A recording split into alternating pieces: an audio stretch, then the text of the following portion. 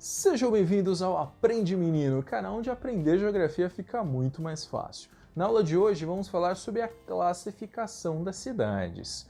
Quando nós formos analisar uma cidade ou comparar uma cidade com a outra, existem aí três quesitos que nós temos que levar em consideração. O primeiro deles é o tamanho dessa cidade. Vamos perceber que existem cidades territorialmente maiores, cidades territorialmente menores. Nós temos que analisar a capacidade de produção de riquezas dessas cidades. Tem cidades que são muito ricas, e isso graças às atividades econômicas, e cidades que já não têm uma produção de renda tão grande assim. Isso vai impactar numa qualidade de vida melhor ou pior para a sua população.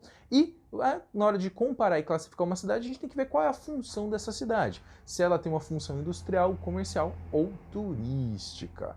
Quando falamos em geografia, em cidades, nós temos dois termos que são muito importantes, que é a situação urbana da cidade e o sítio urbano. Qual que é a diferença? A situação urbana tem a ver com a localização da cidade e com o relacionamento econômico, político e cultural que essa cidade vai ter com as cidades em seu entorno. Por exemplo, se a gente pegar a cidade de São Paulo, ela está localizada no Planalto Paulistano, ela tem uma relação de dependência em que as cidades menores que estão à volta dela dependem da cidade de São Paulo, tem uma relação política interessante e uma relação natural. A cidade de São Paulo veio desmatando, veio destruindo muitas áreas naturais ao seu entorno, ora tenta proteger algumas, ora destrói outras. Mas essa é mais ou menos a situação urbana. Agora, se nós falamos de sítio urbano,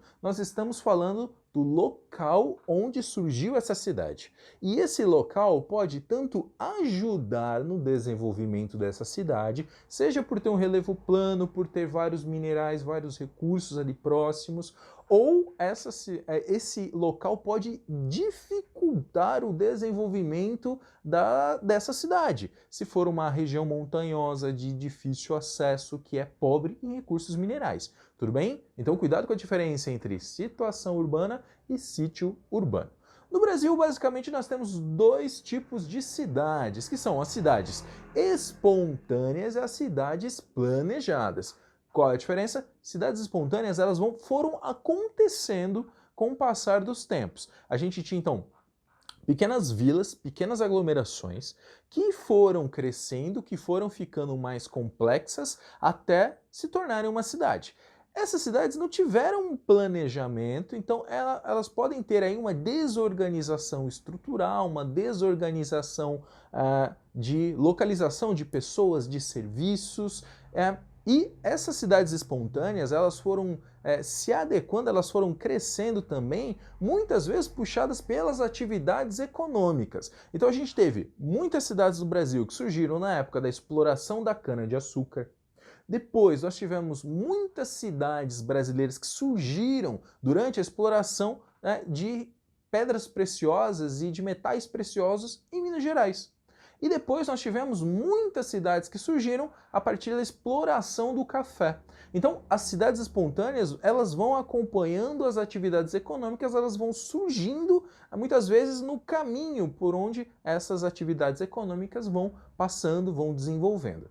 E nós temos no Brasil também as cidades planejadas. Essas cidades são a grande minoria, uma vez que as cidades planejadas, como o próprio nome diz, elas são cidades que requerem um planejamento prévio. Então, antes das pessoas ir morarem naquela área, existe todo um planejamento arquitetônico, urbanístico, para que essa cidade possa realmente, efetivamente, atender a todas as necessidades das pessoas. O maior exemplo de cidade planejada que temos em nosso país é a capital do nosso país, a cidade de Brasília. Sempre desde o Brasil Império já existia a vontade, o desejo de mudar a capital do litoral para o interior do Brasil, mas não teve nenhum grande esforço para isso, enfim, não se fez isso. E na década de 1960, no governo de Juscelino Kubitschek, ele se propôs a criar uma cidade no interior, no centro do Brasil, ali no estado de Goiás, para se tornar a nova capital, e ele realmente a fez. A cidade de Brasília foi planejada, Oscar Niemeyer, Lúcio Costa, e hoje ela superou muitas expectativas. Então a cidade de Brasília foi planejada para X pessoas, hoje tem 3X. A cidade de Brasília vai crescendo cada vez mais e o centro continua planejado bonito, mas o seu entorno, a sua periferia vai se expandindo cada vez mais.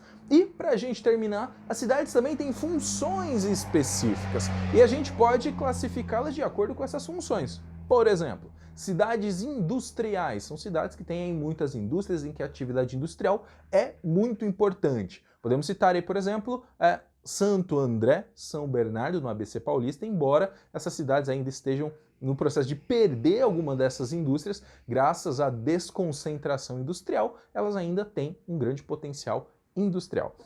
Nós temos também cidades comerciais, cidades que concentram o comércio a ponto de, por exemplo, muita gente de vários cantos do país vir para lá para poder usufruir desse comércio, como por exemplo a cidade de São Paulo, a rua 25 de Março. Ela recebe pessoas de vários cantos do país por concentrar ali atividades comerciais muito importantes. Temos também cidades turísticas, que são cidades que possuem belezas naturais muito importantes e que o turismo passa a ser a atividade mais importante. Nós temos as cidades nordestinas, Natal, por exemplo. Temos cidades de função religiosa, que é o caso da cidade de Aparecida do Norte, que tem aí a maior basílica católica da América Latina. E é isso aí, galera. Espero que vocês tenham gostado, espero que vocês tenham entendido. Se você precisa de mais conteúdo, se você precisa de um conteúdo diferente, vou deixar aqui no link da descrição o endereço do meu podcast do Aprendi Menino. Lá você vai encontrar vários resumos rápidos, curtos e diretos sobre diferentes assuntos da geografia. Então, dá joinha aí no vídeo, compartilha, se inscreve no canal. Até o próximo vídeo.